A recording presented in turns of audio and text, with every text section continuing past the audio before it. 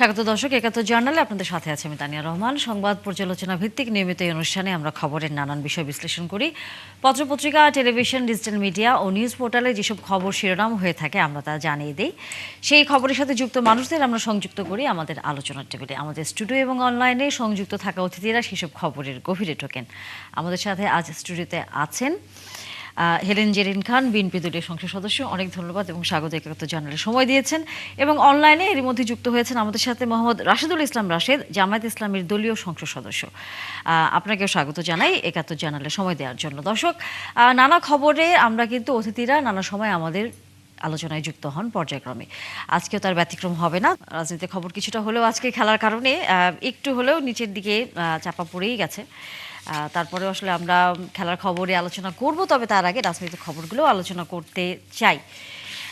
সেটি হচ্ছে হেলেন জেরিন খান, সেটি হচ্ছে যে বিএনপির মহাসচিব এবং স্থানীয় সরকার মন্ত্রী মির্জা ফখরুল ইসলাম আলমগীর বলেছেন যে সরকার জুলাই সনদ পুরোপুরি বাস্তবায়ন করবে। যদিও বিরোধী দল সবসময় বলে যে এখানে হচ্ছে তারা কোনো লক্ষণই দেখেন আপনারা জুলাই সনদ বাস্তবায়ন করবেন, কারণ স্বরাষ্ট্রমন্ত্রীও একই সাথে বলেছেন যে এটি নিয়ে কোনোভাবে ব্যবসা করা যাবে না। আপনাদের কাছে কি মনে হচ্ছে যে কোনো পক্ষ এই জুলাই সনদকে নিয়ে এক ধরনের বিভ্রান্তি এবং ব্যবসার মতো ঘটনা আসলে ঘটাচ্ছে? ধন্যবাদ আপনাকে, ধন্যবাদ দর্শক শ্রোতাদেরকে এবং আলোচক হিসাবে যিনি আমি দেখতে পাচ্ছি পর্দাতে আমাদের অত্যন্ত কি বলবো তরুণ উদীয়মান, অত্যন্ত পার্লামেন্টে খুব ভালো ভূমিকা পালন করে, আমি দেখি খুব ভালো বলে আমাদের সেই জামাত ইসলামের সংসদ সদস্য, তাকেও শুভেচ্ছা জানাচ্ছি। আমাদের মাননীয় স্থানীয় সরকার মন্ত্রী এবং বিএনপির সংগ্রামী মহাসচিব, তিনি তো আপনারা জানেন দীর্ঘদিনের অভিজ্ঞতাপূর্ণ একজন, মানে একদিকে বলতে পারেন যে তিনি বিশিষ্ট পার্লামেন্টেরিয়ান, তিনি একজন মানে পরীক্ষিত নেতা এবং অন্যদিকে হলো তিনি সৎ, অভিজ্ঞ এবং জনদরদী এবং সর্বজন বিদিত একজন শ্রদ্ধাভাজন ব্যক্তিত্ব।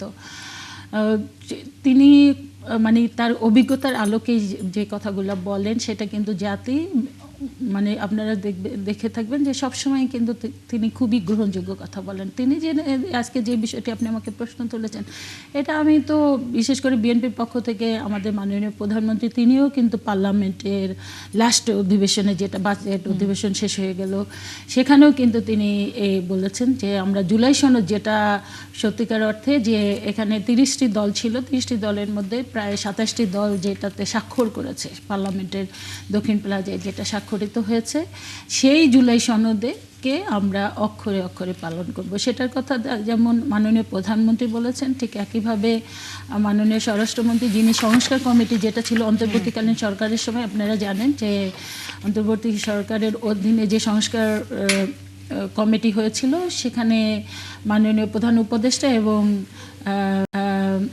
বিশিষ্ট শিক্ষাবিদ মানে আলিরিয়া যেটা ছিলেন, সেখানে যে বিভিন্ন দলগুলো এঁকেছেন, সেই কমিটির যিনি বিএনপির মুখপাত্র কিংবা বিএনপির প্রধান হিসেবে যিনি দায়িত্ব পালন করেছেন, এখন যিনি স্বরাষ্ট্রমন্ত্রী, তিনিও কিন্তু বলেছেন যে আমরা জুলাই সনদ অক্ষরে অক্ষরে পালন করবো। এবং ইতিমধ্যে আপনারা জানেন যে জুলাই সনদকে সামনে রেখেই আমাদের ম্যানিফেস্টো কিন্তু সাজানো হয়েছিল 31 দফা।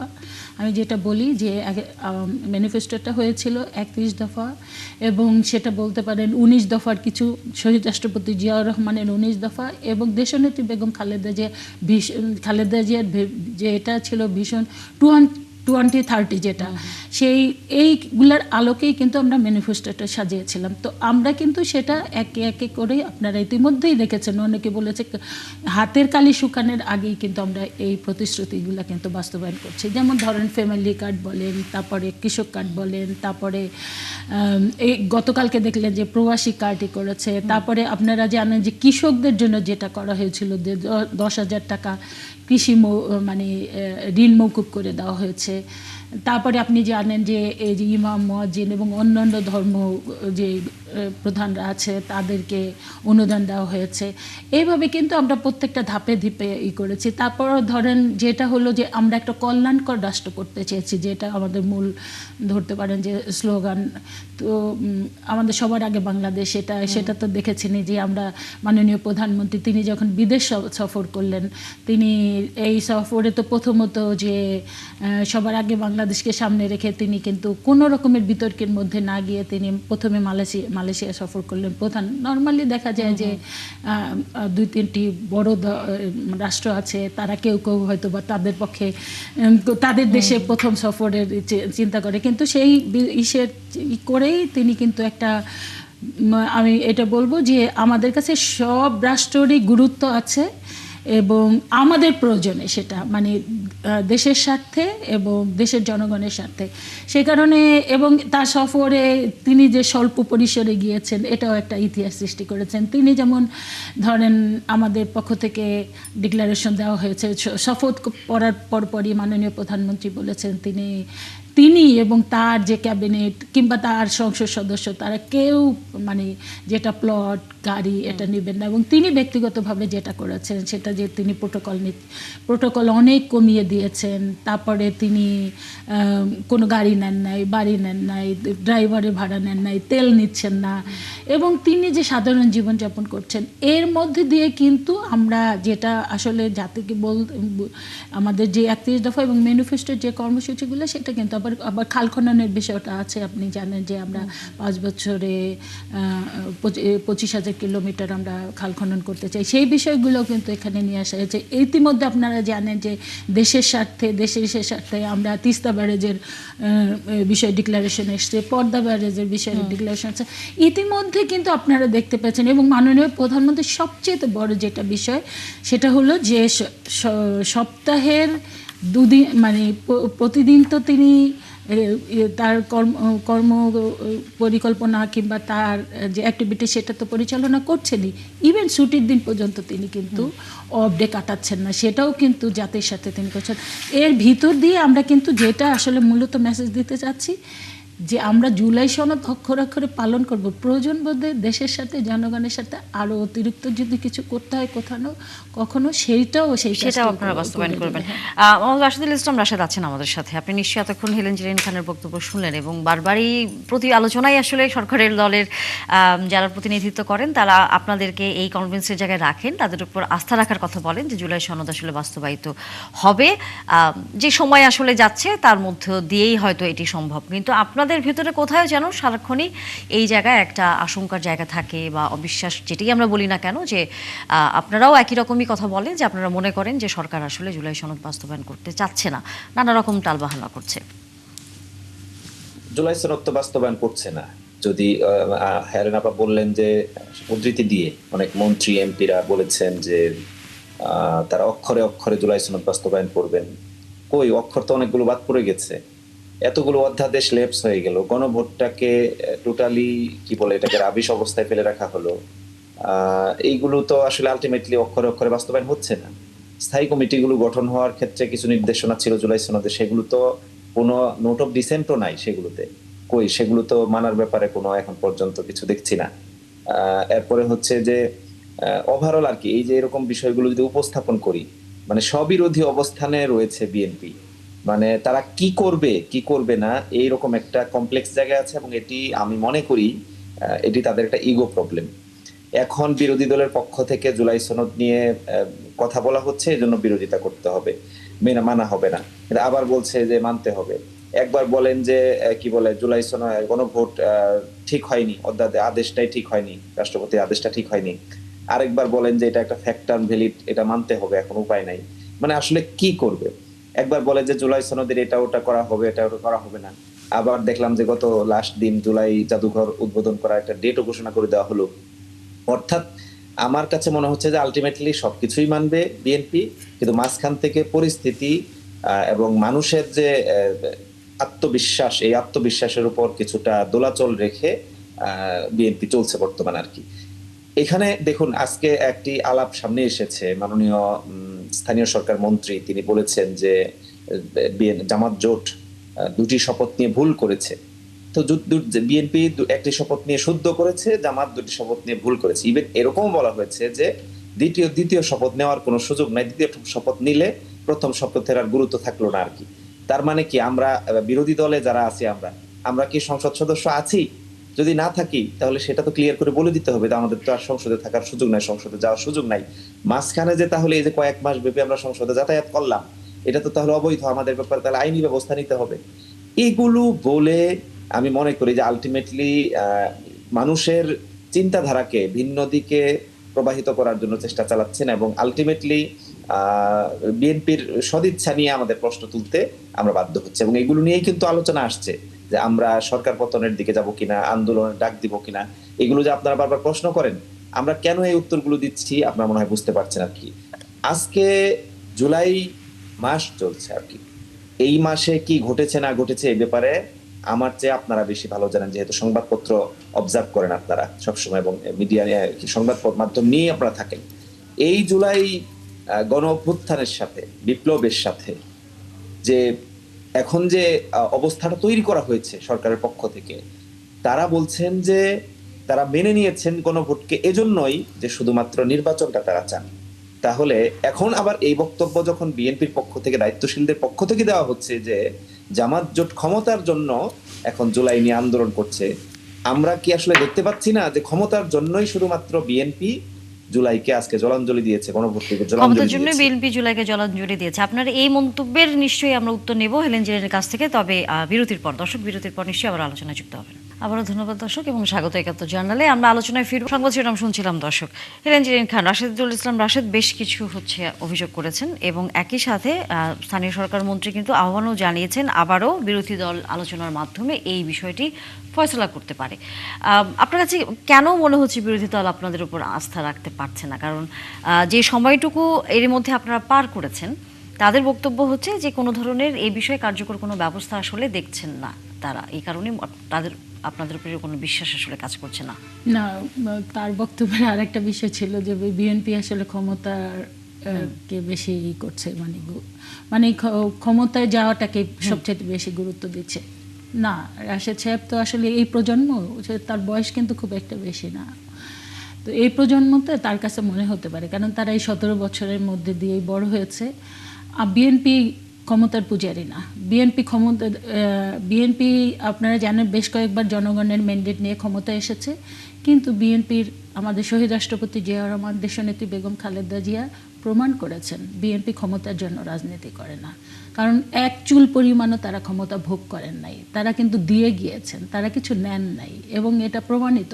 কিন্তু আমরা অনেককে জানি ক্ষমতায় গেলে তারা কি করবে সেটা কিন্তু জানি। ক্ষমতা যাওয়া ছাড়াও তারা কি করছে সেটা কিন্তু এই জাতি দেখেছে, ৭১-এ দেখেছে, না 86-এ দেখেছে, 96-এ দেখেছে, সেটা দেখেছে। কিন্তু বিএনপির এমন কিছু নয়, এবং সেই কারণেই আপনি জানেন যে আজও বিএনপি এত জনপ্রিয়, এবং বিএনপির শহীদ রাষ্ট্রপতি জিয়াউর রহমান, দেশনেত্রী বেগম খালেদা জিয়া এবং তাদের সন্তান আমাদের মাননীয় প্রধানমন্ত্রী, তার সম্পর্কে এই মুহূর্তে বলবো না, আমি 4 মাস বলবো, কিন্তু আমি ব্যক্তিগতভাবে ওই দলের কর্মী হিসেবে আমি জানি। কিন্তু হয়তো পুরা জাতির কাছে তারও আরেকটু সময় লাগবে, আরও ব্যাপকভাবে তার বাবা মা কি আদর্শ দিয়ে, কি উদ্দেশ্য নিয়ে তাকে বড় করেছেন, তো সেটা এই জাতি দেখতে পাবে। এই 4 মাসেই কিন্তু এই জাতি বুঝতে পেরেছে যে বিএনপির, যে আপনি তো এটা বুঝেন যে মূল নেতৃত্ব যদি সৎ থাকে, মূল নেতৃত্ব যদি নীতিবান থাকে, প্যাট্রিয়ট থাকে, দেশপ্রেমিক থাকে, সেইটার আজ কিন্তু একদম তৃণমূল পর্যায় পর্যন্ত পড়ে। এবং সেই কারণেই বিএনপি কিন্তু বারবার করে প্রমাণ করেছে যে বিএনপি নিষেধ, এবং সেই কারণে দেশনেত্রী বেগম খালেদা জিয়াকে একজন আপসীন নেত্রী তিনি খেতাব নিয়ে তিনি এই পৃথিবী থেকে চলে গিয়েছেন। এবং সেই কারণে বিএনপিকে নিয়ে নতুন প্রশ্ন করার আর বিএনপি ক্ষমতার কেন্দ্রিক সব কিছু চিন্তা করে এটা ভাবার কোনোই কারণ নাই। বিএনপি শুধুমাত্র চিন্তা করে দেশকে নিয়ে, দেশের মানুষকে নিয়ে। এবং সেই কারণেই বলতে পারেন, এই যে বললেন যে জুলাই সনদ, এবং আমাদের স্বরাষ্ট্রমন্ত্রী বলেছেন যে আমরা ওই সময় মেনে নিয়েছি শুধুমাত্র নির্বাচনের জন্য। এর বিকল্প কী ছিল বলেন? যেইভাবে মব সৃষ্টি করে পুরা দীর্ঘ 17 বছর বাংলাদেশে একটা ফ্যাসিস্ট সরকার রইল, তারা আয়নাঘর করলো, তারা গুম করলো, তারা খুন করলো, প্রত্যেকটা ইনস্টিটিউশন ধ্বংস করলো, জামাতে ইসলামকে ব্যান করে দিল, বিএনপিকে নিঃশেষ করার জন্য হেন কোনো ব্যবস্থা নেই সেটা করলো, এবং কতগুলো নির্বাচন করলো 14 সালের, 18 সালের এবং 24-এর। এই নির্বাচনগুলো একটা ফার্স্টে দিনের ভোট রাতে করে করলো। তার পরবর্তীতে এত মানুষের জীবন দেওয়ার পরে, তা পরবর্তীতে 36 জুলাই বাচ্চা বাচ্চা শিশুদের পর্যন্ত জীবন দিতে হলো। তার মধ্যে দিয়ে কে আসলো? একটা অন্তর্বর্তীকালীন সরকার আসলো। সেই সরকারটি কি করলো? কিছুদিন আগে টিআইবি দেখেছেন কি রিপোর্ট দিল? ওই ফ্যাসিস্টদের আমলে যে দুর্নীতি হয়েছে তার চাইতে অনেক গুণ বেশি দুর্নীতি করেছে এই অন্তর্বর্তীকালীন সরকারের ওই সময়টায়। তো এরকম একটা সময় কি দেখার জন্য এত মানুষের জীবন দিয়েছে? এরকম একটি সময় দেখার জন্য কি আমাদের প্রাণপ্রিয় নেত্রী দেশনেত্রী বেগম খালেদা জিয়া তার জীবন বাজি রেখে তার জীবনকে উৎসর্গ করে দিয়েছে? তিনি বিনা চিকিৎসায় তাকে জীবন চলে যেতে হয়েছে। কারণ তিনি যদি সুচিকিৎসা পেতেন তাহলে আমরা বিশ্বাস করি তিনি এখনো বেঁচে থাকতেন, কিন্তু সেটা তিনি স্যাক্রিফাইস করেছেন। আমাদের মাননীয় বর্তমান প্রধানমন্ত্রী তার মেরুদণ্ড ভেঙে দেওয়া হয়েছে। এবং আপনি জানেন যে ওই অন্তর্বর্তীকালীন সরকারের একটা বিশাল গ্রুপ ছিল যারা আসলে বাংলাদেশটাকে একটা বিরাজনীতিকরণ প্রক্রিয়ার মধ্যে করতে চেয়েছে। সেইটা কিন্তু 1/11 থেকে সেই ধারাবাহিকতা চলেছে এবং সেটা শেষ হয়েছে এই যে 12ই ফেব্রুয়ারির মধ্যে দিয়ে। তো এরকম একটা সময় করার কি ছিল? নির্বাচন 12 তারিখের একদিন আগেও পর্যন্ত ওই প্রধান উপদেষ্টার ওখানে ষড়যন্ত্র করা হয়েছে, ওখানে মব সৃষ্টি করে নির্বাচন বানচাল করার চেষ্টা করা হয়েছে। তো বাংলাদেশটা মানে এক ভয়ঙ্কর অবস্থায় চলে যাবে, বাংলাদেশের স্বাধীনতা সার্বভৌমত্ব ধ্বংস হয়ে যাবে। আর সেটা কি বিএনপির মতো এত পপুলার একটি দল চেয়ে চেয়ে দেখবে? সেই কারণে সেই কৌশলই বিএনপি অবলম্বন করেছিল। আপনারা জানেন জুলাই সনদ স্বাক্ষরিত হয়েছিল 30টির মধ্যে 27টি দলকে নিয়ে, বাকি দুটা দল আগেই বয়কট করেছে, আর এনসিপি স্বাক্ষর করে নেই। তারা ওই জুলাই সনদের দিন তারা কিন্তু গিয়েছিল অবকাশ যাপনে। তো এটা কিন্তু জাতির সাথে একটা মানে কি বলবো ফার্স করা, হাস্যকর ঘটনা করা। এর পরবর্তীতে দেখা গেল যেই জুলাই সনদ এবং 9 মাস এই যে সংস্কার কমিটি করা হলো, সেখানে আপনি জানেন যে বিএনপি যখনই একটা প্রপোজাল আসছে, বিএনপি যেখানেই সব অনেকগুলাই তো মেনে নিয়েছে। আপনি বলেন আমাদের মাননীয় প্রধানমন্ত্রীর বয়স এখন যেটা, তিনি আরও 5-10 বছর কেন, তিনি যদি আরো 20 বছরও যদি প্রধানমন্ত্রী থাকেন, যদি জনগণ তাকে ভালোবাসেন থাকেন, তাহলে কি ছিল? পৃথিবীর কোথাও এরকমই নাই। কিন্তু শুধুমাত্র মাননীয় প্রধানমন্ত্রীকে মাথায় রেখে তারা কি করলো? একটা আওয়াজ তুললো যে না, 10 বছরের বেশি মানে 2 টার্মের বেশি কেউ প্রধানমন্ত্রী হতে পারবে না। বিএনপি সেই জায়গাও পর্যন্ত কিন্তু আপোষ করলো।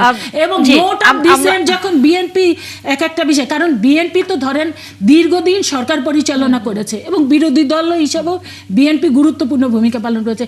বিএনপি কিন্তু রাষ্ট্র পরিচালনার যে অভিজ্ঞতা আছে এই বাকি 30টি দলের কিন্তু ছিল না। সেই কারণে বিএনপি যখনই একটা ওই যে রাজনীতিকরণের প্রক্রিয়া 1/11 - 2 থিওরি, সেইটা কার্যকরী করবার জন্য আবার যে সাজানো পাতানো ঘটনা এবং সেখানে কোন কোন দল গুরুত্বপূর্ণ ভূমিকা পালন করেছে এটা কিন্তু জাতি দেখেছে। নির্বাচনের ছাড়া কোনো বিকল্প ছিল না বলে বিএনপি মনে করে। এখন আপনাদের কাছে কি কোনো ধরনের বিকল্প কোনো কিছু কি ছিল? আমরা উত্তরটা নিব বিরতির পর। আমাদের একটু বিরতি নিতে হবে। দর্শক বিরতির পর নিশ্চয়ই যুক্ত হবেন। ধন্যবাদ দর্শক। আবার আমন্ত্রণ ৭১ জার্নালে। এরই মধ্যে আমাদের সাথে আরেকজন অতিথি যুক্ত হয়েছেন, কামালউদ্দিন শুভ, ব্যবস্থাপনা পরিচালক ও প্রধান সম্পাদক বাতাসের। অনেক ধন্যবাদ, যুক্ত হয়েছেন। কিছুটা দেরি যদিও, তারপরেও আমরা জানি কারণটা কি, সেটি কারণটা আমরা জানি, কারণ সেই বিষয় নিয়ে আমরা কিছুক্ষণ পর হয়তো আলোচনা করব। রাশেদুল ইসলাম রাশেদ, আপনার কাছে বিরতির আগে যে প্রশ্নটি ছিল, যে কথাটি বারবারই বিএনপির পক্ষ থেকে বলা হয় যে নির্বাচনের আসলে বিকল্প সেই সময় আর কি ছিল, বা আর কিছু আপনাদের দৃষ্টিতে যদি কোনো পরামর্শ তখন দেওয়া হতো, হয়তো বা তখন চিন্তা ভাবনা করার একটা বিষয় থাকতো। দেখুন তানিয়া, নির্বাচনের বিকল্প কি ছিল এটা আলোচনার বিষয়ই না, কারণ নির্বাচন তো আমরাও চেয়েছি। বরঞ্চ আমরা বিএনপি যেমন চেয়েছে যে 26শে ফেব্রুয়ারিতে, আমরা কিন্তু তার আগের বছর 25শে ডিসেম্বরেই নির্বাচন করে ফেলা সম্ভব। এই বিস্তারিত রুটম্যাপের ব্যাপারেও কিন্তু আমরা প্রস্তাবনা দিয়েছি যে বিএনপি যেমনটি বলছে শুধু সেটি নয়, তারও আগে করা সম্ভব। এবং আমরা তারও আগে গণভোট চেয়েছি এবং এনসিপি চেয়েছে গণপরিষদ। তো এইগুলো এখন এই আলোচনাগুলো অবান্তর আমার কাছে মনে হয়েছে। আসলে দেখুন যে আমি শুরুতেই খুবই দুঃখ পাচ্ছি যে আমাদের হেলেন জেরিন আপা একটি কথা বলেছেন, আমরা আমার বয়স কম, আমরা এই প্রজন্মের রাজনীতি করি। বাট এটা তো সত্য নাকি যে এই প্রজন্মের যারা রাজনীতি করছে তাদের কারণেই আজকে আমরা বিএনপি বলেন, জামাত বলেন, আমরা দীর্ঘদিন তো রাজনৈতিক ময়দানে থেকে সঠিক ভূমিকাটা পালন করেছি হয়তো, কিন্তু আমরা মানে ফাইনাল জায়গায় আমরা পৌঁছতে পারি নাই। আমাদের তো এই প্রজন্মের সহযোগিতায় লেগেছে। সুতরাং তাদেরকে তুচ্ছতাচ্ছিল্যের ইঙ্গিত আমার মনে হয় যে যারা করবে তারা আবারও পেছনের দিকেই থাকবে, এবং পেছনের বিষয়গুলো নিয়েই আলটিমেটলি মানুষ যেরকম সাফারার হয়েছে সেই সাফারার আর নতুন করে হতে চাচ্ছে না, যেহেতু সেই দিকে ইঙ্গিত করার দরকার নেই। একটা বিষয় একটু বলে রাখি, এই যে বারবার বিএনপির পক্ষ থেকে নানান ভাবে বলা হয় যে মাননীয় তারেক রহমান তিনি কি বলে 10 বছর মেয়াদি 20 বছর মেয়াদি প্রধানমন্ত্রী থাকার মতো বয়স আছে তার। বিএনপি কেন ক্ষমতায় আসার আগেই নির্ধারণ করে নিচ্ছেন যে তারাই আগামী দিনে প্রধানমন্ত্রী হবেন? কেন? এটা তো একেবারে ওই কি বলে জাসদ বাসদ বা এরকম ছোট দলও তো এসে এখানে ক্ষমতায় আসতে পারতো। নুরুল হক নুরের যে গণ অধিকার পরিষদ, তারাও তো ক্ষমতায় আসতে পারতো। অর্থাৎ আমরা তো এখানে জানি না গণতান্ত্রিক রাষ্ট্র ব্যবস্থা, এখানে কে ক্ষমতায় আসবে না আসবে সেটা জনগণ ডিসাইড করবে। আপনি যদি আগেই ডিসাইড করে আপনার দিকে নিয়ে চলে যান, এগুলো তো দুঃখজনক। ঐকমত্য কমিশনে কারা কত মেয়াদে ক্ষমতায় থাকবে, কোন ক্লজ কি হবে, এই ডিসিশন গুলোতে বিএনপিও যেমন ছিল, অন্যান্য রাজনৈতিক দলগুলো ছিল, সবাই মিলেই 7 মাস ব্যাপী আলোচনা করে একটা ডিসিশনে যাওয়ার পর ইভেন তা নিয়ে আপনি জেনে আশ্চর্য হবেন যে এই যে আমরা গণভোট নিয়ে আলোচনাটা করছি, এই গণভোট সংক্রান্ত প্রথম প্রপোজাল বক্তব্যটা কে দিয়েছিলেন? তিনি কিন্তু বর্তমান স্বরাষ্ট্রমন্ত্রী যিনি সালাউদ্দিন আহমেদ, তিনি তৎকালে এই বক্তব্যটা দিয়েছিলেন গণভোটের মাধ্যমে বাস্তবায়িত হবে। অর্থাৎ বিএনপির পক্ষ থেকেই গণভোটের প্রস্তাবনা আসবে। জামাত গণভোট আগে চাইলো, জামাত সহ অনেকগুলো দল। বিএনপির পক্ষ থেকে বলা হলো একই দিনে গণভোট, একই দিনে ভোট চাওয়া হলো। সবই ঠিক আছে, বিএনপির দাবি মোতাবেক সব চলছে। এরপরে বিএনপির অনেক বিষয় পছন্দ হলো না, সেগুলো নিয়ে নোট অফ ডিসেন্ট দিল। এরপরে ফাইনালি সবাই স্বাক্ষর করলো, এনসিপি একটু পরে হলেও স্বাক্ষর করলো। শেষ পর্যন্ত এখন আমরা নির্বাচন করার পর বলছি যে গণভোটটা মানি না, গণভোটের। তাহলে আপনি কেন আগে বললেন না? এই যে আপনার মধ্যে একটা মানুষকে কি বলে ঘোরের মধ্যে রাখার, মানুষকে অন্ধকারে রাখার, মানুষকে মিথ্যা তথ্য দিয়ে একটা জায়গায় নিয়ে যাওয়ার যে উদ্যোগ, এটি তো আমাদেরকে হতবাক করেছে। এবং আজকে এখন পর্যন্ত আমরা যে পয়েন্টটি বলছি যে মানুষ আলটিমেটলি এরকম যদি হয় তাহলে গণতন্ত্রের প্রতি আস্থা হারাবে, এবং এই আস্থা হারালে সেটার মূল্য কিন্তু শেখ হাসিনাকে দিতে হয়েছে। আগামী দিনে যাদের কারণে তথা বিএনপির কারণে যদি গণতন্ত্রে আস্থা হারায় মানুষ, তাহলে কিন্তু তার মূল্য বিএনপিকে দিতে হবে। ইতোমধ্যে আমি এটা কিন্তু প্রেডিকশন, আমি ভবিষ্যৎ বলছি না, অনেক গুরুত্বপূর্ণ ব্যক্তিবর্গরা নিজেরা নিজেদেরকে একটু গুটিয়ে নিচ্ছেন, যেহেতু এখানে বলে লাভ হচ্ছে না, যেহেতু এখানে আশা রাখি লাভ হচ্ছে না, আলটিমেটলি এখানে তাহলে কি হবে সে নিজেদেরকে। আমি গত পরশুদিন একটি ফেসবুক স্ট্যাটাস দেখলাম, খুব মানে শিউরে উঠেছে। আমার মিসেস আমাকে পাঠিয়েছেন তিনি লিঙ্কটা, সেখানে লিখেছেন যে তরুণ যুবকরা, যারা এই প্রজন্মের তরুণ যুবকরা, তাদের এই মুহূর্তে দেশে থাকাই উচিত নয়। তারা মনে করছে যে মানে এটার উপর লম্বা একটা অবজারভেশন সে দিয়েছে, কেন তারা কি ছিল সেখানে অবজারভেশন, কেন তরুণরা দেশে এই মুহূর্তে মানে এই দেশে তরুণ যুবকদের যে মূল আকাঙ্ক্ষা ছিল সেই আকাঙ্ক্ষার বাস্তবায়ন তো হচ্ছে না। গণভোটে সেই বিষয়গুলো ফুটে উঠেছিল, সেগুলো মানুষ আশা করেছিল জুলাই সনদের বাস্তবায়ন হবে। তো সেই বাস্তবায়নের পথে এখন পর্যন্ত আমার কাছে মনে হচ্ছে বলে না, এটা দৃশ্যমান হয়েছে যে বিএনপি ব্যাপকভাবে মানুষকে আশাহত করেছে। সেই আশাহতের জায়গায় এখনো তারা নানান ভাবে বলছে। এখন কি বলছে? তারা বলছে যে এটা একটা ফ্যাক্ট টার্ন ভ্যালিড। তো ফ্যাক্ট টার্ন ভ্যালিড সেটা মেনে নেন, সেটা বাস্তবায়ন করেন। এখন আবার বলছে যে যদি সংশোধন না সংস্কার, আপনি কোনটা করবেন? এরপর আপনি বলছেন যে আমরা তো করব, তো করে কি দেখালেন? 4 মাস চলে গেল, আপনি কিছু দেখাতে পারলেন না। আর জেরিনাপাড়া বলবেন যে কি আমরা জুলাই কি বলে একটা অধ্যাদেশ, একটা বিল এনেছেন যে সেখানে যারা আহত হয়েছেন, যুদ্ধাহত কি বলে জুলাই আহত পঙ্গুত্ব বরণকারী শহীদ পরিবার, তাদেরকে ভাতা দিবেন। এইটুকুর মধ্যে সুরক্ষা দেওয়ার মধ্যে আপনি শেষ করে দিলেন। বাকি সবকিছু দেখে না আপনাকে ডিসাইড করবে। এরপর আজকে এই আলোচনাও চলছে যে বিরোধী দলের পক্ষ থেকে যে হুমকি দেওয়া হচ্ছে, তারা আন্দোলনে ডাক দিবে, সরকার পতনের আন্দোলন। তো তাহলে কি বিরোধী দল কি এই অন্যায়গুলো দেখে চুপচাপ বসে থাকবে? আপনারা কি সরকার পতনের ডাক দিবেন? না, আন্দোলনের ডাক দিতে হলে দিতে হবে, বাস্তবতা তো সেদিকেই যাচ্ছে আলটিমেটলি। না, আমি প্রশ্নটা করতে চাই যে আপনি অন্যায় করছেন, অন্যায় দেখে আমি চুপ থাকবো? এটা আপনি কি করে ভাবলেন? এটার জন্যই তো আমরা এতদিন পর্যন্ত এই আন্দোলনে ছিলাম, এবং শেষ পর্যন্ত এই 17 বছরের, আমি আরেকটু বিষয় একটু বলে রাখি, বারবার যে কথাটা বলি, এই 17 বছরের জাতাকলে সবচেয়ে বেশি পিষ্ট হয়েছে কোন দলটি? আমরা যদি এই প্রশ্নটি করি, অবশ্যই এটি জেরিনাপার কাছে উত্তর নেওয়ার দরকার নেই, আমার কাছে যদি উত্তর চান আমি বলবো যে সবচেয়ে বেশি ক্ষতিগ্রস্ত হয়েছে প্রথমে বিএনপি, দেন জামাত ইসলামী, তারপরে অন্যান্যরা। এভাবেই কিন্তু হয়েছে। এখন সেই রাজনৈতিক দলটি সবচেয়ে বেশি ক্ষতিগ্রস্ত। আজকে এখানে যে খবর পড়ছিলেন আর কি, যে ক্রস ফায়ার অমুক থাকতো না তমুক থাকতো না, আমার নামও কিন্তু ক্রস ফায়ার তালিকায় ছিল। আমরা যখন গ্রেপ্তার হয়েছি, মানে দর কষাকষি চলছে যে স্যার এটাকে দিয়ে দিই, ক্রস ফায়ারে দিয়ে দিই। ওরা আবার আলোচনা করছে যে আমরা গ্রেপ্তার করে নিয়ে আসছি, তাহলে আমাদের উপর দায়ী চলে আসবে, ডিজিএফআই নিয়ে চলে গেলে এটা আমাদের সংকট হবে।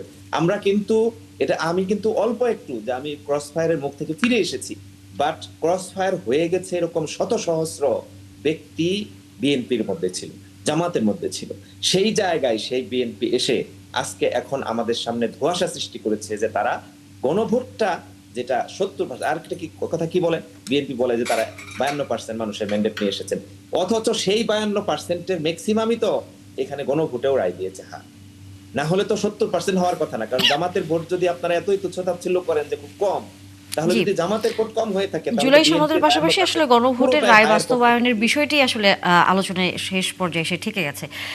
কামালউদ্দিন সবুজ, সেটি হচ্ছে যে বিরোধী দল বারবারই সরকারকে বলছে যে গণভোটের রায়টি যেন বাস্তবায়ন করা হয়, এবং আপনি হয়তো শুনলেন আমাদের একজন অতিথির কথা যে তারা মনে করে যে সরকার কোনোভাবেই জনগণের যে রায় সেটি মানছে না, উপেক্ষা করছে, এবং একই সাথে যেসব অন্যায়গুলো এরই মধ্যে তাদের দৃষ্টিতে মনে হচ্ছে সেটি একটা পর্যায়ে সামনের দিনগুলোতে সরকার বিরুদ্ধে হয়তো আন্দোলনে যাবার মতো ঘটনা ঘটেও যেতে পারে। আপনার কাছে কি মনে হয়? ধন্যবাদ। প্রথমে আমি একটু দুঃখ প্রকাশ করে নিচ্ছি যে আমি একটু দেরিতে আসছি, আমি একটু জ্যামে পড়ে গিয়েছিলাম। যাই হোক, এখন যে আলোচনাটা চলছে, দেখেন এখন যে জুলাই সনদের কথা বলা হচ্ছে, যেটা নিয়ে সংসদে এবং সংসদের বাইরে নানা আলোচনা, তর্ক বিতর্ক হচ্ছে, এটা হতেই পারে, এটা কোনো অসুবিধা নেই। কিন্তু আমি সরকারে যারা আছেন, জনাব তারেক রহমান সাহেবের নেতৃত্বে, ওনাদেরকে তো কাউকে বলতে শুনি নাই যে ওনারা জুলাই সনদ বাস্তবায়ন করবেন না। এবং জুলাই সনদের ভিত্তিতেই তো নির্বাচনটা হয়েছে। আজকে যে জুলাই সনদ, এই যেই গণ অভ্যুত্থানটা হলো, সেই গণ অভ্যুত্থানের অন্যতম প্রধান কি বলে একটা সার্থকতা হচ্ছে এই যে নির্বাচন, যে ফেব্রুয়ারি মাসে যে নির্বাচনটা হয়েছে। যখন একটা নির্বাচন হয়ে গেল, এর আগে যখন 16, 17, 18 বছর আমাদের কোনো ফেসিবাদের কবলে ছিলাম, মানুষ যখন নির্বাচনের জন্য মুখিয়ে ছিল, যে নির্বাচনের কাঙ্ক্ষিত নির্বাচন হলো, সেই নির্বাচনে সব দল পার্টিসিপেট করলো এবং একটা সুষ্ঠু নির্বাচনের ক্ষমতা হলো। তখন একটা নির্বাচন যখন হয়ে যায় এবং পার্লামেন্টারি ফর্ম অফ গভর্নমেন্টে ফোকাল পয়েন্ট হয়ে যায় সংসদ, ঠিক আছে, এখানে গণভোটের, এখানে তো আমি সেদিন পরশুদিনও শুনলাম বা কালকেও শুনলাম যে বিএনপির যে মহাসচিব, উনি বলছেন যে জুলাই সনদের প্রত্যেকটা আপনার কি বলে সনদকার অক্ষর অক্ষর ওনারা পালন করবেন। এর আগে প্রধানমন্ত্রী জনাব তারেক রহমান সাহেব বিভিন্ন জায়গায় বলেছেন যে যেই জুলাই যেই চেতনা বা জুলাইয়ের যেই ঘটনা বাংলাদেশে ঘটেছে, যার মধ্য দিয়ে আজকে বাংলাদেশের নতুন যে অভিযাত্রা শুরু করেছে, এটা কেউ তো অস্বীকার করছে না। এখানে গণভোট নিয়ে একটা কথা আসছে, ঠিক আছে, কিন্তু এটাকে কেন্দ্র করে বাংলাদেশে 5 মাস বয়সী এই সরকারের এমন অবস্থা এখনো হয় না, ইটস টু আর্লি, যে এখানে একটা গণ অভ্যুত্থানের আরেকটা নতুন একটা গণ অভ্যুত্থানের অবস্থা তৈরি হচ্ছে। আমি যেটা বলতে চাই যে যখন একটা সরকার গঠিত হয়েছে এবং বিরোধী দলও আছে, পার্লামেন্ট হয়েছে, সেখানে নানা আলোচনা হচ্ছে এবং হবে, ঠিক আছে, কিন্তু আপনি দেখেন যে এখন যে সংবিধান সংশোধনের কথা বলা হচ্ছে, সেখানে একটা কমিটি হয়েছে। আপনার তো যখন আপনি একটা সিস্টেমের মধ্যে চলে যাবেন পার্লামেন্টের, তখন তো পার্লামেন্টটাকে ফোকাল পয়েন্ট হিসেবে আপনাকে ধরতে হবে, এবং সেটা তো হচ্ছে তো। এবং সেখানে কোন জায়গায় ব্যর্থ হচ্ছে আমি ঠিক এই মুহূর্তে বুঝতে পারছি না, যে কারণ জুলাই যে সনদের যে স্পিরিটের কথা বলা হচ্ছে, চেতনার কথা বলা হচ্ছে, এখানে একটা কমিটি হয়েছে সংবিধান সংশোধনের কথা। সরকার বলছেন যে তারা সংবিধান সংশোধন করবেন, সংস্কার নয়। এবং সংবিধান সংস্কার পরিষদে যেটাতে তারা শপথ নেননি, তারা সরকার যারা আছেন তারা মনে করেন যে সেটা সংবিধান সম্মত নয়, সেই জন্য তারা ওটাতে শপথ নেননি। তারা মনে করেন যে সংসদের মাধ্যমে সব কিছু করতে হবে। তো সেটা তো একটা লজিক তো আছে।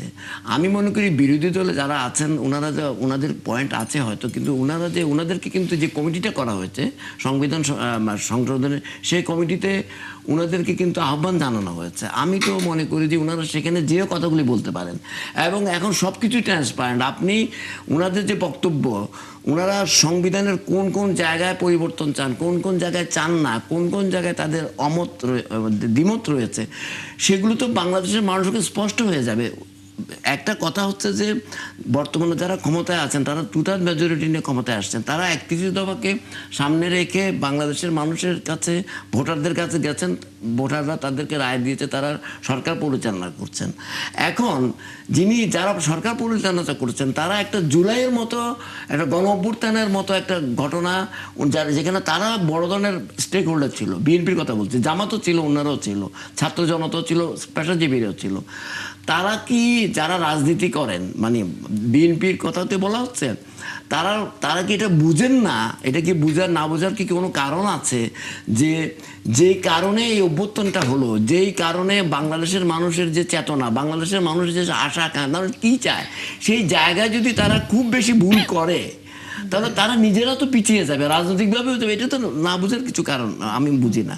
নিশ্চয়ই ওনারা বুঝছেন। আমি মনে করি না যে ওনারা জুলাই সনদ বলেন, জুলাইয়ের যে গণ অভ্যুত্থানের যেই চেতনা, সেখান থেকে অনেক দূরে সরে গেছে আমি মনে করি না। কারণ যেহেতু তারা এই বিএনপি মনে করেন যে সরকারকে আরো কিছুটা সময় আসলে দেওয়া উচিত।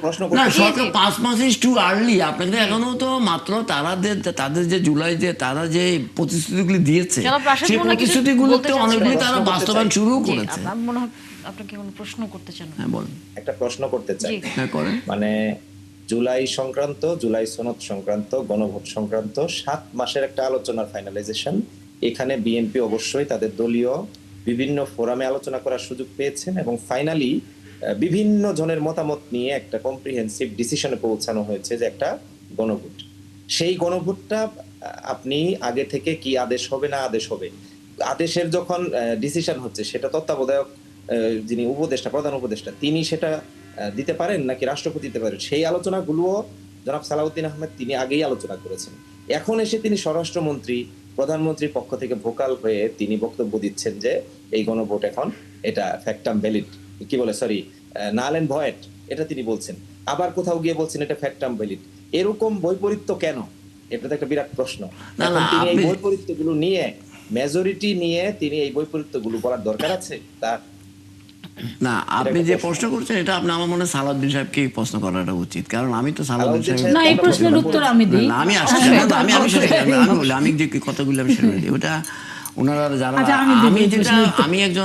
আমি যেভাবে দেখি, আমার কথাটা হচ্ছে যে এই যে আমি ওই জায়গাটার মধ্যে ফোকাস করতে চাই, সেটা হচ্ছে যে বাংলাদেশের মানুষ এখন এত বেশি সচেতন। এখন নতুন যে জেনারেশন, যাদেরকে আমরা কি বলে বলি, যে নতুন প্রজন্মের কথা বলি, এটা বিএনপি অবশ্যই এটা তারা ধারণ করবে। যদি ধারণ না করে, তারা খুব ভালোভাবে জানে যে তাহলে তাদের কাছ থেকে মানুষ সরে যাবে, এবং তাদেরকে আবার 5 বছর পরে আপনার আরেকটি নির্বাচনের মুখোমুখি হতে হবে। কারণ এটা না বোঝার কোনো কারণ নেই, তারা রাজনীতি করে না। আমি যেটা বলছি যে 5 মাসে, আমি জানি না, আমি আপনাকে ওইভাবে, আপনার পয়েন্ট হয়তো আছে, 5 মাসে এখন পর্যন্ত এমন কোনো গ্রাউন্ড বাংলাদেশে এই আজ অফ টুডে তৈরি হয় নাই যে আরেকটা গণঅভ্যুত্থানের ডাক দিয়ে দিতে হবে এবং সেটার জন্য ক্ষেত্র তৈরি হয়ে গেছে।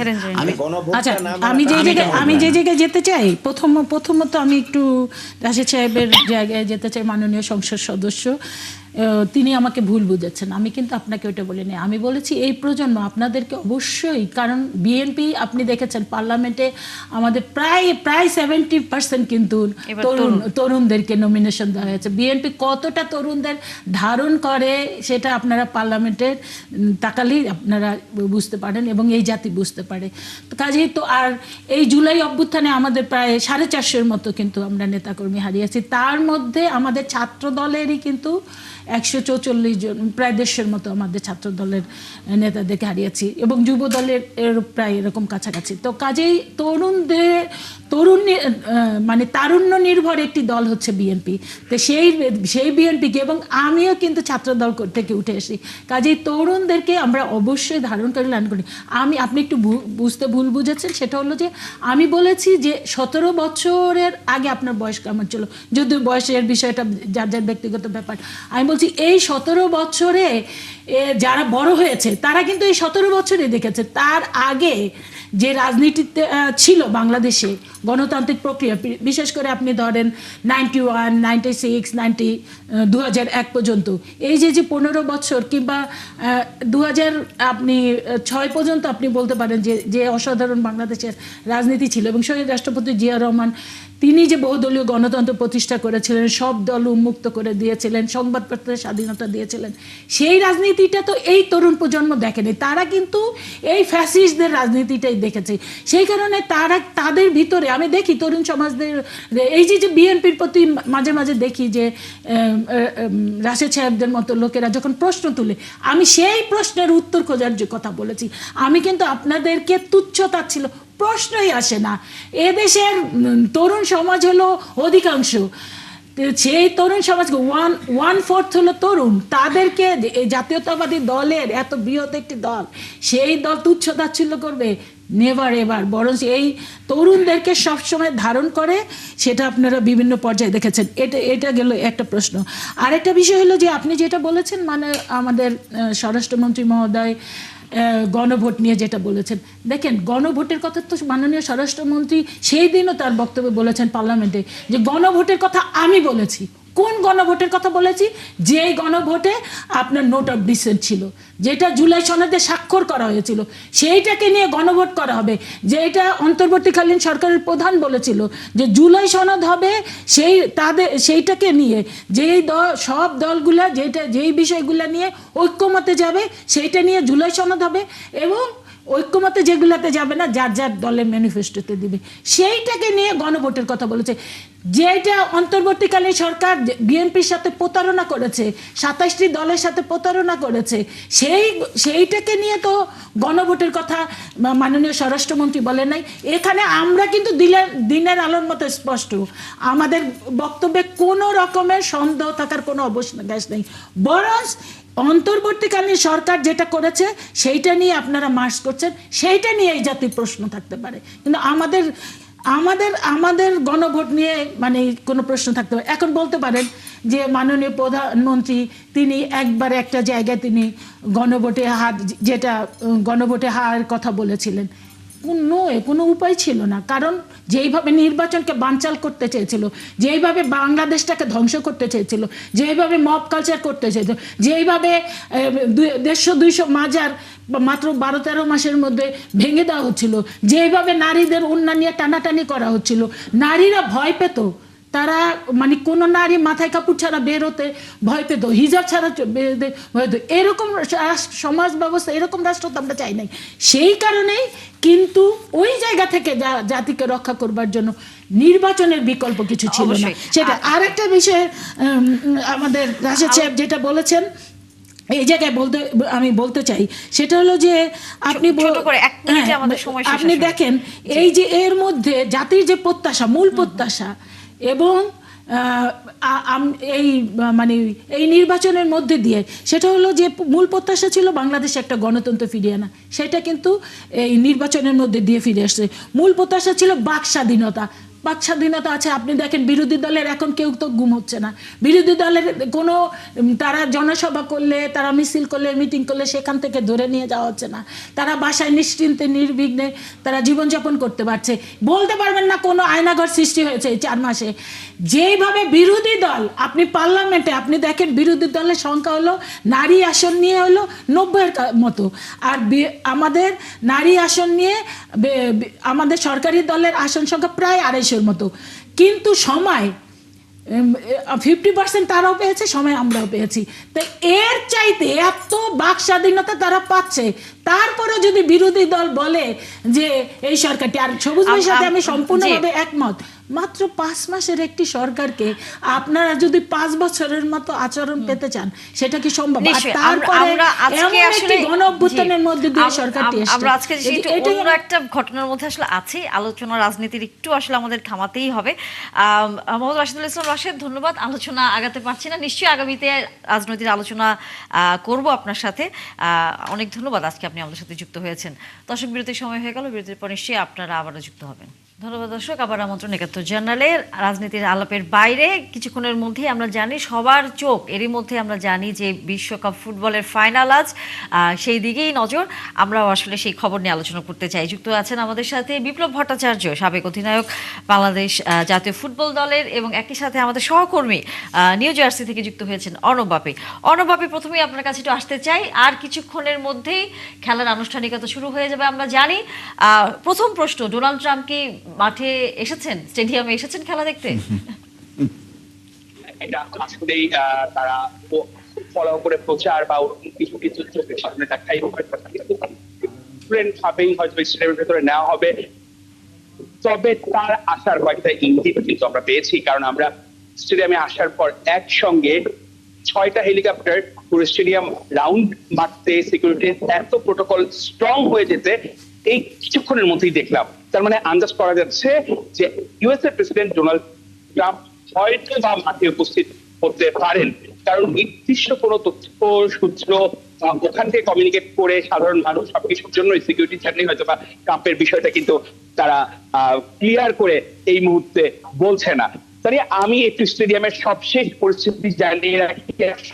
অনেকেই কিন্তু ইউএস এর বিভিন্ন প্রান্ত থেকে আসে, তো শেষ মুহূর্ত পর্যন্ত যে বাসের রুট গুলো আছে বা ট্রেনের রুট গুলো আছে, কিছু কিছু মানে প্রায় 1 লাখের উপরে মানুষ এই স্টেডিয়ামে কিন্তু আছে। তার মধ্যে 85,000 এর উপর স্টেডিয়ামের ভেতরে ম্যাচ দেখবে, অনেকে বাইরে আছে, এবং অনেকে শেষ মুহূর্ত পর্যন্ত আমার পেছনে আমার সামনে তারা অপেক্ষা করছে, তারা ফোনে এবং তারা বড় কাগজে লিখে রেখেছে যে I need a ticket, I want to buy a ticket, এই টাইপের রিকোয়েস্ট করে কিন্তু আমার সামনেই কিন্তু অনেকে অপেক্ষা করছে, যেটা আমি দেখতে পাচ্ছি। তাছাড়া এই মুহূর্তে জানতে চাই সেটি হচ্ছে যে আমাদের দেশে, বাংলাদেশে যেরকম ব্রাজিল এবং আর্জেন্টিনার যে পরিমাণ ফ্যান, মার্কিন যুক্তরাষ্ট্রে কি সেরকম আসলে ফ্যান এবার নজরে আপনার পড়লো? তারাও কি এরকম বিভক্ত হয়েছে, নাকি তারা খেলাটা উপভোগ করেছে, যে কোনো একটা দলকে সাপোর্ট করেছে? না, তানিয়া, ইউএসএ তে আসলে সব থেকে বেশি চলে যেটা, সেটা হচ্ছে ওদের মেইন হচ্ছে বাস্কেটবল। বাস্কেটবলের পর ওরা মেইনলি রাগবি এবং অন্যান্য গেম গুলোকে প্রায়োরিটি দেয়। ইউএসএ হচ্ছে 4 নাম্বার স্পোর্টস বলা যায়। তো আমাদের বাংলাদেশে যেরকম ব্রাজিল আর্জেন্টিনা নিয়ে একটা উত্তাপ আমরা ওয়ার্ল্ড কাপ শুরুর আগ থেকে দেখে এসেছি এবং এখনো চলছে, ইউএসএ তে স্টেডিয়ামের থেকে 1 কিলোমিটার দূরে গেলে কোনো ব্র্যান্ডিং কোনো কিছু চোখে পড়ে। এবং আমি যখন নিউ ইয়র্কের এয়ারপোর্টে এসে নেমেছি, বা আমি যে অন্যান্য স্টেট গুলোতে গেছি, বিশেষ করে টেক্সাস, ডালাস বা হচ্ছে হিউস্টন, বোস্টন, অন্যান্য যেখানে গেছি, স্টেডিয়াম ছাড়া আশেপাশে কোনো ব্র্যান্ডিং নেই মানুষের মধ্যে। শুধুমাত্র ফিফা নির্ধারিত কয়েকটা মলে, যেরকম হচ্ছে ম্যানহাটন, যেটা টাইমস স্কয়ার, সেখানে সেন্টারে কিন্তু ফুটবল ম্যাচ ফিফা ফ্যানজন করা হয়েছে, এবং বেশ কিছু মলে, যেরকম এই স্টেডিয়ামটা যেখানে তার পাশে হচ্ছে আমেরিকান ড্রিম মল, সেখানে কিছু ফ্যানজন আছে। পার্টিকুলার সেই জায়গাগুলো ছাড়া, স্টেডিয়াম ছাড়া পুরো বিশ্বকাপের কিন্তু কোনো উত্তাপ তেমন একটা রেশ আসলে নেই মার্কিন যুক্তরাষ্ট্রে। আমরা ফিরবো, আপনি আছেন, খেলার খবর অবশ্যই জানবো আপনার কাছ থেকে। আমাদের সাথে অতিথি হিসেবে যুক্ত আছেন বিপ্লব ভট্টাচার্য। বিপ্লব ভট্টাচার্য, আর্জেন্টিনা স্পেন দুই দলের নিশ্চয়ই আপনিও সমীকরণটা মিলিয়েছেন, এবং আপনার দৃষ্টিতে কি মনে হচ্ছে এবার বিশ্বকাপ কার ঘরে উঠতে যাচ্ছে? আসলে আমরা যদি কোনো আমাদের যতই প্রেডিকশন থাকুক না কেন, ফাইনালটা আসলে অন্যরকম হবে। যদি দেখেন এই বিশ্বকাপে বিশেষ করে স্পেন শুরুটা করেছিল ড্র দিয়ে, পক্ষান্তরে আমরা আর্জেন্টিনাকে দেখেছি 3-0 গোলে জয়ী হয়ে শুরু করেছে। সো আমার মনে হয় এই বিশ্বকাপের ফাইনাল পর্যন্ত দুটো দল এসেছে, দুটো দলের যে যোগ্যতা, সেই যোগ্যতা অনুযায়ী তারা ফাইনাল খেলছে। এবং স্পেনের কথা যদি বলি, স্পেশালি স্পেনের যেই একটা দল দেখেছি আমরা, ফ্রান্সের সাথে যে ম্যাচ খেলতে দেখেছি স্পেনকে, আমার কাছে মনে হয় যে দুর্দর্শ একটা দল। এবং এই দলটার বিরুদ্ধে আর্জেন্টিনা লাস্ট যে 4টা ম্যাচ আমরা জিতেছে দেখেছি যে 65 মিনিটের যে আর্জেন্টিনা অসাধারণ ফুটবল খেলেছে। এবং এখন পর্যন্ত আমরা বিশ্বকাপে যদি দেখি, এই ফাইনাল পর্যন্ত মেসি তার 90% পারফরমেন্স করেই কিন্তু এককভাবে যদি বলি আর্জেন্টিনাকে ফাইনালে তুলেছেন। সো আমার মধ্যে ফাইনালটা হবে অনেকটাই একটা আবেগের জায়গা থেকে যদি বলি।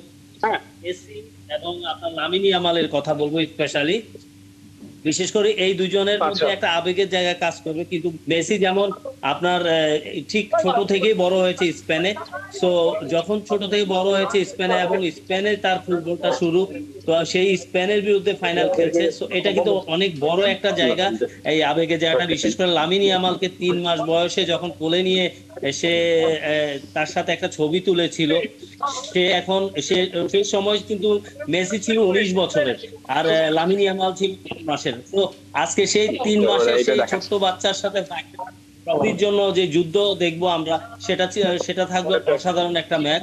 আমার মনে হয় দিন শেষে আজকে আমার কাছে বেশ পসিবল যদি ম্যাচটা এগিয়ে রাখি তাহলে অবশ্যই স্পেনকে এগিয়ে রাখবো, কারণ স্পেনের যে মিডফিল্ড দেখি আপনাদের সাথে স্পেন এগিয়ে রাখছেন। কামালউদ্দিন সবুজ, কি মনে হচ্ছে 36টি ম্যাচ 37টি ম্যাচ অপরাজিত স্পেন আমরা যদি বলে থাকি এখন পর্যন্ত, তারা আর্জেন্টিনার বিপক্ষে কতটা শক্তিশালী হয়ে খেলবে বলে আপনার কাছে মনে হয়? না, সবচেয়ে বড় কথা হচ্ছে যে এটা আসলে এইভাবে আমি তো আর মানে খেলার এক্সপার্ট না, কিন্তু আমি যেটা মনে করি যে আমি যে লাস্ট ম্যাচটা আমি যখন দেখলাম মানে ফ্রান্সের সঙ্গে, যে আমাকে দুর্দান্ত খেলেছে কিন্তু স্পেন, এর আগেও 2টা দেখেছি, কিন্তু ওদিন আমার কাছে তারা মনে হয়েছে যে একদম ডিজার্ভিং ওয়েতে তারা ফাইনালে গেছে এবং এত ক্লিন।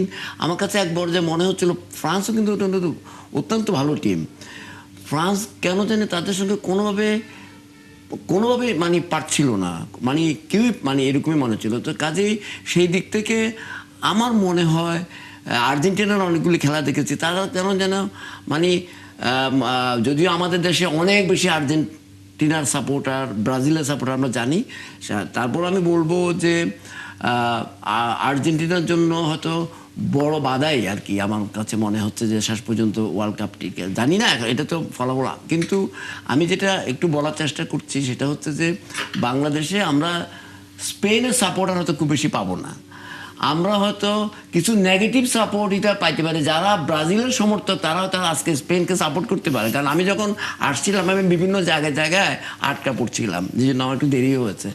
টিএসসিতে ঢুকেছি, ওখানে আটকা পড়ে গেছি, এরপরে ধানমন্ডিতে ঢুকেছি, ওখানে আটকা পড়েছি, বিভিন্ন জায়গায় সব জার্সি গায়ে দেওয়া, আবার জার্সি ছাড়াও আছে। বুঝা গেল যে সব আর্জেন্টিনার সাপোর্টারগুলো, আর্জেন্টিনার সাপোর্টার আছে, আর্জেন্টিনার বিপক্ষে সাপোর্টারও আছে, এবং তারা কিন্তু অরিজিনাল স্পেনের সাপোর্টার না। আপনি বলছেন তারা ব্রাজিলের, আমার কাছে মনে হয় যেটা আমার ব্রাজিলের সাপোর্টার, তারা হয়তো স্পেনকে সাপোর্ট করবে আমার ধারণা। আবার আর্জেন্টিনার সাপোর্টার তো আছে, কারণ যেহেতু বাংলাদেশের ম্যাক্সিমাম সাপোর্টার হচ্ছে আর্জেন্টিনার ব্রাজিল। আমরা ফিরবো আপনার কাছে। আমাদের সহকর্মী টিএসসি থেকে যুক্ত হয়েছেন সাইফুল রূপক, নিশ্চয়ই শুনতে পাচ্ছেন রূপক, আপনার পেছনে আমরা এর মধ্যে দেখছি সবাই অপেক্ষা করছেন খেলা শুরু হবার, এবং আর্জেন্টিনার সাপোর্টার আসলে সবচেয়ে বেশি। এর আগেও যখন আপনার সাথে আমরা যুক্ত ছিলাম আমরা দেখছিলাম, একটু বলবেন যে উন্মাদনা আপনি এই মুহূর্তে সেখানে দেখছেন সেই খবর।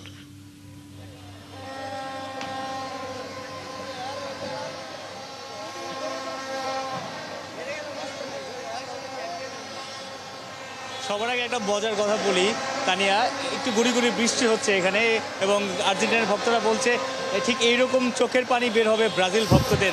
অর্থাৎ ব্রাজিল ভক্তরা তো অনেক আগে বিদায় নিয়েছে, তারা এরপর সুইজারল্যান্ড, কেপ ভার্দে, তারপর ইংল্যান্ড, আজকে স্পেন হয়ে তারা এসেছে, অনেকে ব্রাজিল জার্সি পরে এসেছে। তারা ম্যাচ শেষে এরকম তাদের চোখেও জল দেখা যাবে, মজা করে বলছে এরকম মজা হচ্ছে টিএসসিতে, এবং হাজার হাজার দর্শক, বলা যায় হাজার হাজার ভক্ত ইনফ্যাক্ট যে মেসিদের আর্জেন্টিনার। এবং আমরা যদি একজন নারী ভক্ত পেয়েছি, কি মনে হয় যে কয় গোল হবে? হ্যাঁ, ভালো হবে খেলাটা। আজকে বাচ্চা নিয়ে এসেছেন? হ্যাঁ, বাচ্চা নিয়ে এসেছি। কার খেলা দেখতে এসেছো? আর্জেন্টিনা। মেসির খেলা ভালো লাগে?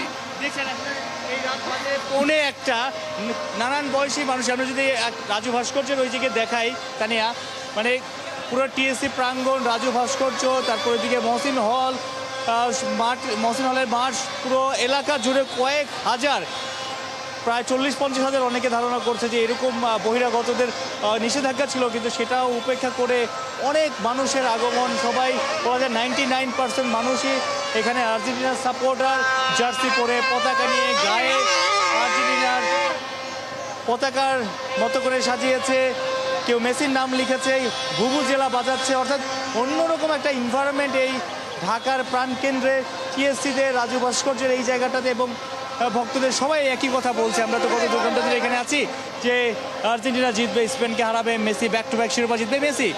2 গোল 3 গোল দিবে এবং অনেকে বলছে মেসি হ্যাটট্রিক করে গোল্ডেন বুট জিতবে। একটু জানতে চাই আপনাদের কাছে কি মনে হয় স্কোর লাইনটা কি হবে আজকে? আজকে হবে আর্জেন্টিনা 2 স্পেন 1। আর্জেন্টিনা 2 স্পেন 1 এই ভাই বলছে। আরেকজনের কাছে জানতে চাই আপনার কি মনে হয় হ্যাঁ, কয় গোল হবে? জিতবে, অবশ্যই জিতবে। মেসি অবশ্যই, মেসি আলভারেজ সবাই আজকে ভালো খেলবে সবাই আজকে। এনভায়রনমেন্টটা কেমন দেখেন? একটা ফেস্টিভ ব্যাপার। জোস, অনেক জোস। এই মানুষজন সবাই আসছে আজকে, ব্রাজিলের ফ্রেন্ড না আজকে সবাই কাঁপাই দিব। আজকে আমরা আর্জেন্টিনার ফ্রেন্ড সবাই কাঁপাই দিব। ব্রাজিল জার্সি পরে এসেছে। হ্যাঁ, অনেকজনই আসছে। আমার ফ্রেন্ড নিজেই ব্রাজিল সাপোর্টার, ওই যে হয় ব্রাজিল সাপোর্টার, ওর আজকে 7 আপ খাওয়াবো আজকে। একজন বলছিল যে বৃষ্টি হচ্ছে, ব্রাজিল ভক্তদের এরকম চোখে বৃষ্টি হবে একটু পর। এটা আমরা গোল দেওয়ার পর কাপ হাতে নিব, তারপর ওদেরকে বুঝাবো, বুঝাটা এটাই আজকে জিতবো আজকে আর্জেন্টিনা। সাইফুল হক, আপনার মাধ্যমে আমরা দেখছিলাম যে টিএসসিতে আর্জেন্টিনা এবং স্পেনের যদিও হচ্ছে ভক্ত এবং পতাকার সংখ্যাটি কম, তবে আর্জেন্টিনা বেশি। তবে দিন শেষে যখন ব্রাজিল নেই খেলায়, তারপরেও আর্জেন্টিনার ওদের আসলে এক ধরনের ক্ষোভ ব্রাজিলের বিপক্ষে আসলে দাঁড় করানো। আমাদের আরেক সহকর্মী যুক্ত হয়েছেন এর মধ্যে, আলিফ, ড্যাফোডিল বিশ্ববিদ্যালয় থেকে।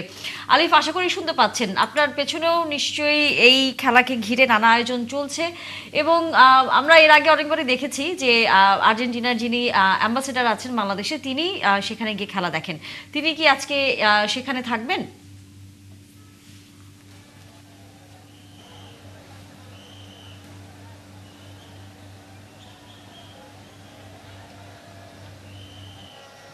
ধন্যবাদ তানিয়া। আমরা আছি ড্যাফোডিল ইন্টারন্যাশনাল ইউনিভার্সিটির অডিটোরিয়ামে।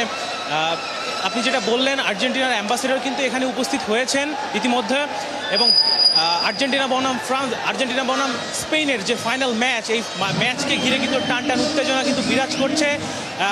ইতিমধ্যে 1 ঘন্টা আগ থেকেই কিন্তু ফ্যানরা কিন্তু এখানে জড়ো হয়েছেন, তারা জার্সি পরে পতাকা নিয়ে, কেউ ঢোল বাজাচ্ছেন। তো এখানে একটা উৎসবমুখর পরিবেশ কিন্তু বিরাজ করছেন। আমরা যদি দেখাই এখানকার পরিবেশ কানায় কানায় কিন্তু পূর্ণ ড্যাফোডিল ইন্টারন্যাশনাল ইউনিভার্সিটি অডিটোরিয়াম। এই উত্তেজনা নিশ্চয়ই রাজনীতির মাঠে আপনারা যারা থাকেন আপনাদেরও ছুঁয়ে যায়। সেই হিসেব করে প্রথমেই আজকে কাকে হচ্ছে আপনি সাপোর্ট করবেন, এবং কি মনে হয় যে যদি জেতে আর্জেন্টিনা হোক বা স্পেন, গোলের ব্যবধান কেমন হবে আপনার কাছে? দেখেন, আমি সাপোর্টার, কেমন সাপোর্টার, আমি মূলত একজন কোনোদিন নিজে খেলি নেই, কিন্তু খেলার পাগল বলতে পারেন না। যখন ইডেন কলেজের হোস্টেলে থাকতাম তখন মানে এই প্রত্যেকটা খেলা মানে উপভোগ্য করবার জন্য যা যায়, এবং ভিপি হিসেবে আমি যখন দায়িত্বে ছিলাম যা যা করণীয়, ওখানে স্পেশাল খাওয়া দাওয়া, তারপরে স্পেশাল অ্যারেঞ্জমেন্ট সব কিছু করে তো যাতে এটা উপভোগ করতে পারে সেই ব্যবস্থা করতাম। সেই অনুভূতি তো আসেই যখন দেখি টিএসসিতে এরকম অবস্থা, কিংবা ড্যাফোডিলের এটা দেখলে মনে হয় যে আমি ওই সময় চলে গিয়েছি। আরেকটা হলো যে আমি মূলত যেটা হয় যে আমি একটা ভালো খেলা দেখতে চাই এবং সবসময় যারা ভালো খেলে সেটা উপভোগ করি। এটা ধরেন একটু যখন ম্যাচিউরড হয়েছে সেই সময়, কিন্তু আমি আমার নিজেকেও কন্ট্রোল করতে পারি না। যেমন আর্জেন্টিনার লাস্ট খেলা যেটা হলো ইংল্যান্ডের সাথে, প্রথম যখন ইংল্যান্ড গোলটা দিল তখন আমি টিভি টপ করে দিয়ে আমি সহ্য করতে পারবো না, আমি যে ঘুমানোর চেষ্টা করলাম, কিন্তু আমি দেখি প্রেশার আমার হাই হয়ে যাচ্ছে, কোনো অবস্থাতে আমার ঘুম আসছে না। তো পরে তো এরকমই চলছে, চেষ্টা করছি এত ঘুমাতে, কিন্তু ঘুম আসছে না। আমি মনকে সান্ত্বনা দিচ্ছি যে সকালবেলা উঠে হয়তো দেখবো, যে ঠিক আছে সকালবেলা দেখবো, কিন্তু আমি কিন্তু কোন অবস্থায় পরে যাই হোক মোবাইল সাথে নিয়ে করছিলাম, তখন দেখি আরে আর্জেন্টিনা তো জিতে গিয়েছে। তো এরকম আমি বলেছি এই জন্যই যে ওভারঅল যে ম্যাচ পারফরমেন্স, ওই ম্যাচ পারফরমেন্স অনুযায়ী আমি মনে করছি যে স্পেন অনেকটা এগিয়ে আছে। আর প্রত্যেকটা ম্যাচ যদি দেখেন, আর্জেন্টিনা প্রত্যেকটা ম্যাচ গোল কনসিড করেছে, প্রায় 7টা গোল কনসিড করেছে, পক্ষান্তরে স্পেন মাত্র 1টা গোল কনসিড করেছে। আচ্ছা, আর কি মনে হয় আপনার কাছে যে নকআউট পর্বে যে কামব্যাকের গল্প আর্জেন্টিনার, স্পেনের সামনে সেই বিষয়টা আসলে কতটা কঠিন বলে আপনার কাছে মনে হচ্ছে? দেখুন, আমার কাছে মনে হয় যে আজকের ম্যাচটা আর্জেন্টিনার জন্য অনেক কঠিন হবে, বিশেষ করে স্পেনের কাছে নয়। যদি আপনি ম্যাচটা দেখেন ওভারঅল, ওদের মিডফিল্ডটা অসাধারণ, বিশেষ করে স্পেনের। ওরা যখন বল পায় তাদের কাছ থেকে বলটা নেওয়াটা অনেক ডিফিকাল্ট হয়ে যায়, কারণ এই বিশ্বকাপে আমরা দেখছি যে টিকি টাকা পাসের পাশাপাশি ওরা যায় মানে হাই প্রেসিং, এবং ওদের কাছে বল লস করার পর কিন্তু সবচেয়ে কম সময়ের মধ্যে রিগেইন করা একটা দল হলো স্পেন। এবং তাদের 2টা উইং ব্যাক যদি দেখেন, অসাধারণ কুকুরেলা এবং পেড্রো পেরর, এবং পাশাপাশি মিডফিল্ড ওলমো আছে, রুইস, ফ্যাবিয়ান রুইস এবং রুড্রির কথা কি বলবো, অসাধারণ ম্যাচ খেলছে, এবং ইয়ামাল আছে রাইট সাইডে। একমাত্র মেসি, আমি যদি ভুল না করে থাকি তাহলে মেসি যদি তার এক্সেপশনাল আরেকটা ম্যাচ উপহার দিতে পারে আজকের ম্যাচে, আমার মনে হয় যে কিঞ্চিত আশা আছে আর্জেন্টিনার জন্য। কিন্তু আর্জেন্টিনা যদি 90 মিনিটে যদি কোনো গোল না রিসিভ করে, আমার মনে হয় যে আর্জেন্টিনা ম্যাচটা জিততে পারবে। আর 90 মিনিটের মধ্যে যদি গোল কনসিড করে, আজকে গোল ব্যাক করা অনেক টাফ হয়ে যাবে আর্জেন্টিনার জন্য। আমরা আসলে কিছুক্ষণের মধ্যেই আপনার যে বিশ্লেষণ সেটি মিলে যায় কিনা তা দেখার অপেক্ষায় থাকলাম, কারণ খেলা কিছুক্ষণের মধ্যে শুরু হবে। ধন্যবাদ বিপ্লব ভট্টাচার্য, ধন্যবাদ কামালউদ্দিন সবুজ, এবং একই সাথে আচ্ছা, আর্জেন্টিনার প্রতি শুভকামনা। আমরা বুঝতেই পেরেছি আপনি বারবারই আর্জেন্টিনার পক্ষেই কথা বলছেন। অবশ্যই দুই দলের পক্ষেই আমাদের আসলে বলা যায় শুভকামনা রইল, কারণ আমার নিজের দল আসলে নেই। আপনি নিউট্রাল থাকেন। আমি নিউট্রালি আছি, কারণ আমার যেহেতু ব্রাজিল এখন খেলায় নেই, যার জন্য হচ্ছে আমার তেমন একটা খুব দর্শক, এই ছিল আজকের ৭১ জার্নালে। আপনার সাথে ছিলেন, তার জন্য ধন্যবাদ। দেখা হবে আবার।